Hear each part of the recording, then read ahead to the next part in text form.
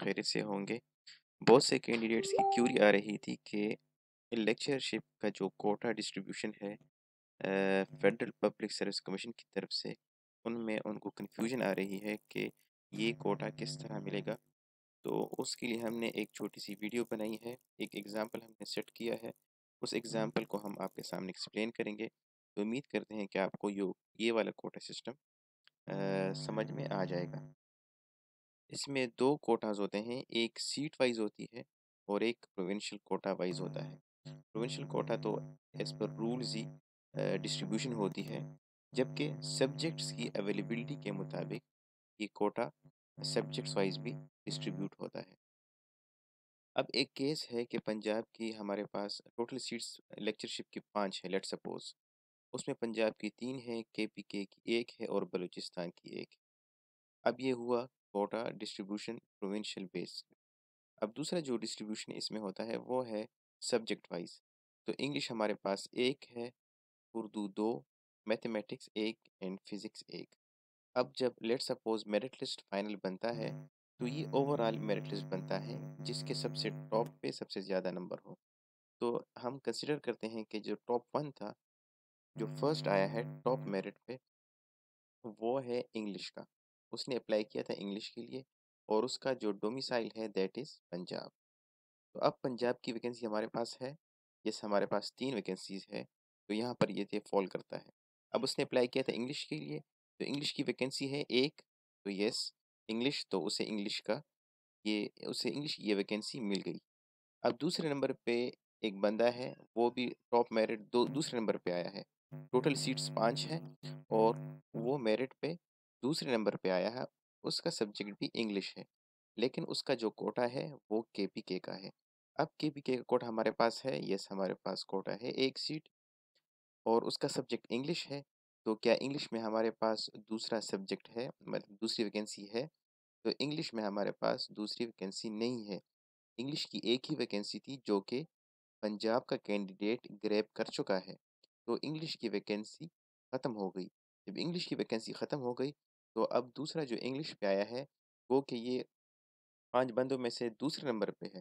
लेकिन इसका subject English है और इसका कोटा केपी है, तो इंग्लिश का हमारे पास एक ही वैकेंसी थी इंग्लिश की और वो फिल हो चुकी है।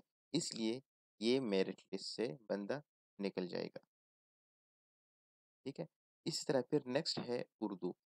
तीसरे नंबर पर जो आया है बंदा, वो उसका सब्जेक्ट उर्दू है। उर्दू की वैकेंसी हमारे पास 2 हैं, ठीक है। अब वो है पंजाब का, ठीक है, तो हमारे पास पंजाब की वैकेंसी है।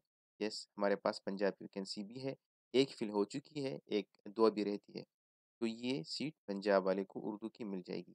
इस तरह 4th पे हमारे पास भी उर्दू का है और वो भी पंजाब का है। तो यहाँ पर हमारे पास पंजाब की जो 3 वैकेंसीज़ थी वो फिल हो गई। 1 इंग्लिश वाले ने ले ली और 2 वैकेंसी जो रह गई थी वो पंजाब वाले ने ले ली, ठीक है, 4th पे।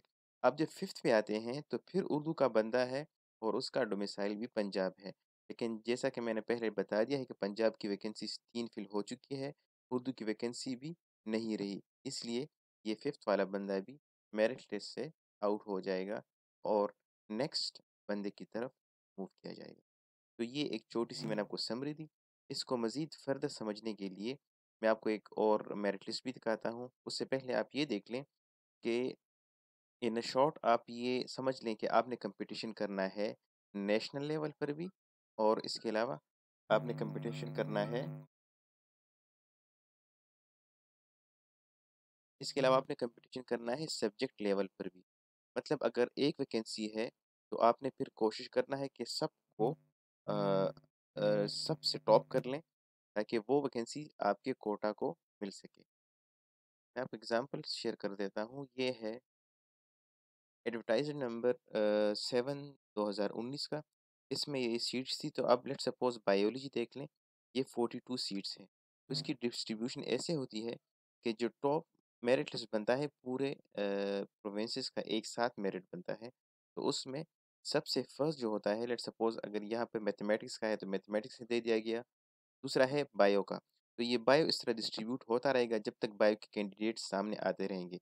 जैसे ही 40 वैकेंसीज़ पूरी हो जाएँगी बायो, तो अगर उसके बाद एक बंदा अपने प्रोविंस कोटा में फ़ॉल करता भी है, लेकिन वो बायो का है तो उसे मेरिट लिस्ट से निकाल दिया जाएगा क्योंकि बायोलॉजी की सीट्स ऑलरेडी फिल्ड हो चुकी है।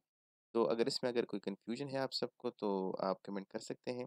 बाकी मैंने पूरी कोशिश की है कि क्लियर आपको ये कोटा सिस्टम समझ आ जाए। कोई क्यूरी है तो आप फेसबुक पे या हमारे यूट्यूब चैनल पर कमेंट कर सकते हैं। शुक्रिया।